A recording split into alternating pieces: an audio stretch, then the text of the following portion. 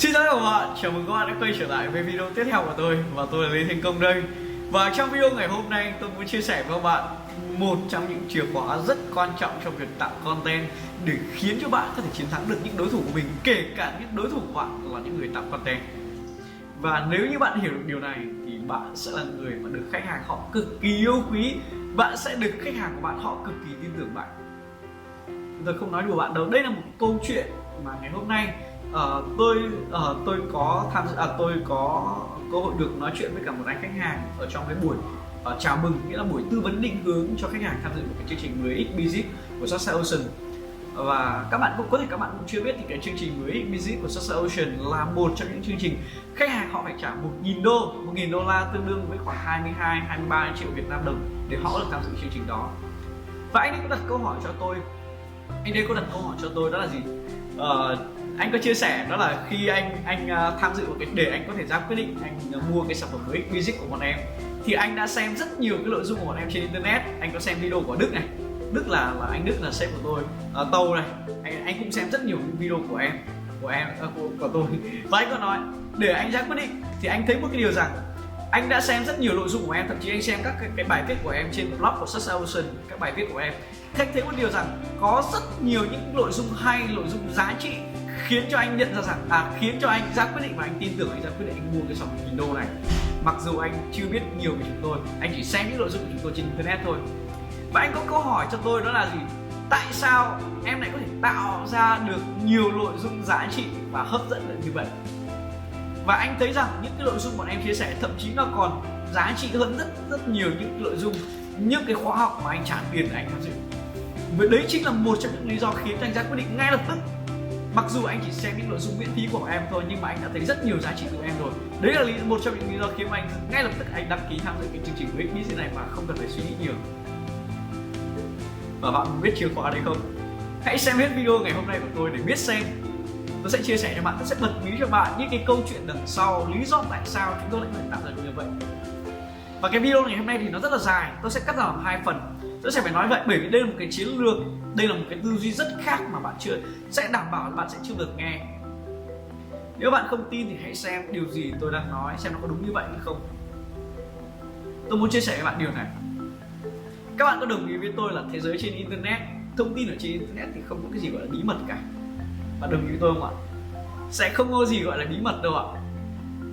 Trong kinh doanh cũng không có gì bí mật, mà chỉ có ai biết được thông tin trước thì người đó là người đi trước mà thôi. Và nếu như bạn hiểu được điều này thì bạn sẽ có một cái tư duy rất khác trong việc bạn chia sẻ giá trị, bạn mang giá trị cho thị trường. Nếu bây giờ giả sử ở cái có thể trong rất nhiều lĩnh vực khác nhau, tôi đang nói đến một cái lĩnh vực mà nó rất đặc biệt trong lĩnh vực về đào tạo chẳng hạn. Lĩnh vực về đào tạo thì có đặc điểm như thế này. Lĩnh vực về đào tạo là lĩnh vực về bán nội dung, bán thông tin để có thể có tiền. Các bạn đồng ý với tôi điều đó không ạ? Bán thông tin, hay người ta thường gọi là bán nước bọt để có tiền, đúng không ạ? Và khi tôi chia sẻ cái chìa khóa này, khi tôi chia sẻ cái key này cho rất nhiều anh chị cũng đang định hướng mình trở thành chuyên gia, thì họ nói một điều rằng, họ hỏi tôi một điều rằng, khi anh chị chia sẻ hết những cái thông tin tuyệt vời như bọn em thì liệu khách hàng họ còn đăng ký tham dự các khóa học của anh chị nữa không? Khi tôi đặt ra câu hỏi này, không biết bạn có nhận ra điều gì không? Đấy là cái câu hỏi của học viên hỏi cho chúng tôi khi tôi đặt ra câu hỏi cho họ. Các bạn có đồng ý với tôi đó là những cái điều mà bạn định bán, bạn định chia sẻ ở trong cái khóa học chuyên sâu của bạn, đó là những cái kiến thức rất giá trị, kiến thức giá trị nhất mà bạn có không ạ? Các bạn đồng ý với tôi không ạ? Đồng ý đúng không ạ? Cái kiến thức mà bạn định mang ra, bạn định chia sẻ, bạn định đóng gói để bạn định bán, bạn định mang ra trong các khóa học chuyên sâu, đó là những kiến thức hay nhất bạn có. Đồng ý không ạ? Đồng ý luôn. Ok. Và nếu bạn hình dung điều gì, nếu như bạn mang những cái kiến thức giá trị nhất đó ở trong các khóa học chuyên sâu của bạn ra ngoài internet và bạn chia sẻ thì điều gì xảy ra? Bạn sẽ không biết một điều rằng những cái người họ cùng cái lĩnh vực của bạn ấy, họ cũng là chuyên gia nhưng họ cùng lĩnh vực của bạn, họ sẽ sợ một điều như cái câu hỏi mà tất cả học viên của họ và chúng tôi họ hỏi tôi, đó là khi chúng ta chia sẻ hết những giá trị như vậy thì liệu người ta có còn học mình nữa không? Tôi phải hỏi bạn một điều rằng thông tin, kiến thức thì nó không bao giờ thiếu, nó không bao giờ được coi là bí mật, nó không bao giờ thiếu. Trên internet thì ngập tràn thông tin luôn. Và nếu như bạn giữ cái thông tin đó, bạn cứ nghĩ rằng là chỉ có một mình bạn biết ấy, thì đó là một cái sự lỗi thời, đó là một cái sự lạc hậu đấy bạn. Đó là một cái sự tụt hậu đấy ạ. Và bạn hình dung điều gì xảy ra nếu như bạn mang những cái giá trị tốt nhất của bạn, bạn mang những kiến thức hay nhất của bạn, bạn mang ra bên ngoài và chia sẻ, thì điều gì xảy ra? Thì bạn sẽ khác biệt hoàn toàn so với cả tất cả những chuyên gia trong lĩnh vực của bạn. Tại sao tôi lại nói như vậy? Trong khi những chuyên gia khác họ còn đang sợ cái điều bạn đang sợ, thì bạn đang mang cái điều tốt nhất bạn có, bạn mang ra bên ngoài và chia sẻ. Đúng không ạ? Đây là cái điều mà chúng tôi đã làm. Năm 2016 chúng tôi bắt đầu bước chân vào lĩnh vực về Internet Marketing. Chúng tôi học từ rất nhiều những người thầy ở trên thế giới, ví dụ như Frank Kern, Russell, Digital Marketer. Nói chung là rất là nhiều. Chúng tôi đã học rất nhiều và chúng tôi học rất nhanh và ứng dụng rất nhanh những cái điều đó vào trong cái công việc kinh doanh của chúng tôi để có được cái kiến thức, có được cái kinh nghiệm để chúng tôi mang ra, chúng ta chia sẻ với các bạn. Và bạn biết rằng cái thời điểm đó cái thị trường về Internet Marketing nó rất hỗn loạn. Lúc đấy nó còn rất nhiều thứ khác nhau. Và lúc đó không ai có thể chỉ cho bạn một cái bức tranh tổng thể về Internet Marketing nó như thế nào, một cái business nó như thế nào. Và cái thời điểm đó chúng tôi tạo ra một cái lúc đó thì Tàu có viết một cái bài viết có tên là tối đa giá trị vòng đời khách hàng. Không biết là bạn đã đọc bài viết đó ở trên internet, ở trên blog của Sasha Ocean chưa? Đấy là một trong những bài viết cực kỳ giá trị của Sasha Ocean. Phải nói là có rất nhiều khách hàng họ đọc và họ phản hồi rằng chưa bao giờ họ đọc được những cái thông tin giá trị như vậy.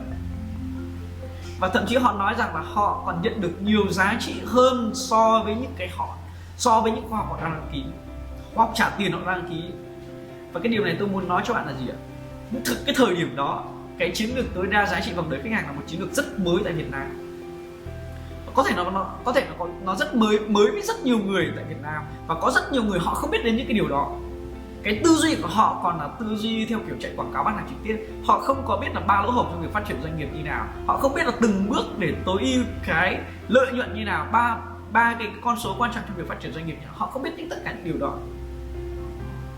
Và lúc đó, cái thời điểm đó thì chúng tôi mang cái nội dung của cái chương trình, chúng tôi mang cái nội dung hay nhất, cái giá trị tốt nhất chúng tôi có là chiến lược tối đa giá trị của khách hàng ra, chúng tôi mang ra bên ngoài và để chúng tôi chạy quảng cáo, chúng tôi giáo dục thị trường, chúng tôi trao cho thị trường cái bài viết đó. Và cái thời điểm đó chúng tôi ra mắt một sản phẩm có tên là Sasha Ocean Uni. Cuối năm 2016 chúng tôi bắt đầu ra mắt cái sản phẩm Sasha Ocean Uni. Và cái thời điểm đó thì chúng tôi, mặc dù cái thời điểm đó chúng tôi không là ai cả các bạn ạ, và trong một cái thị trường rất cạnh tranh, có rất nhiều những ông lớn khác nhau.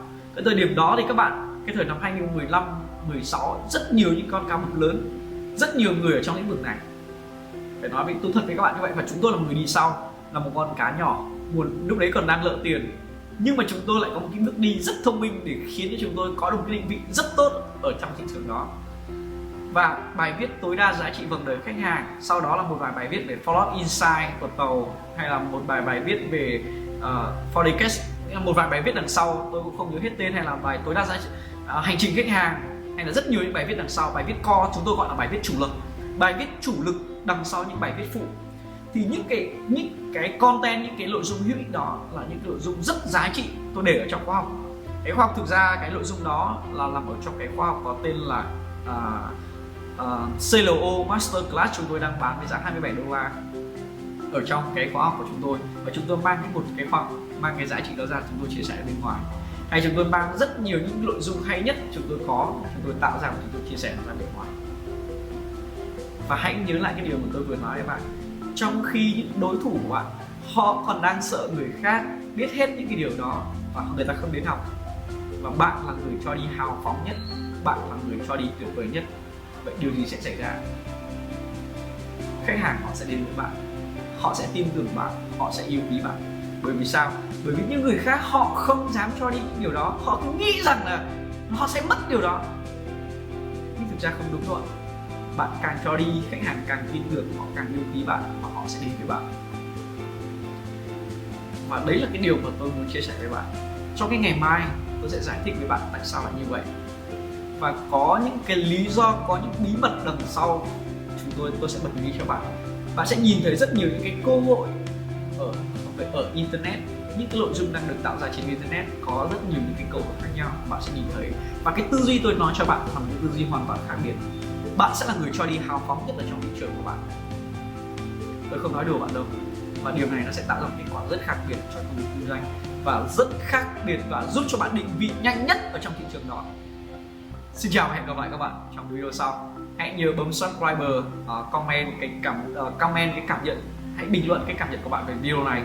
Và nếu bạn quan tâm đến cái video ngày mai, hãy cho tôi biết là bạn quan tâm đến video ngày mai, tôi sẽ nói cho bạn điều đó. Xin chào và hẹn gặp lại các bạn trong những video lần sau. Xin chào.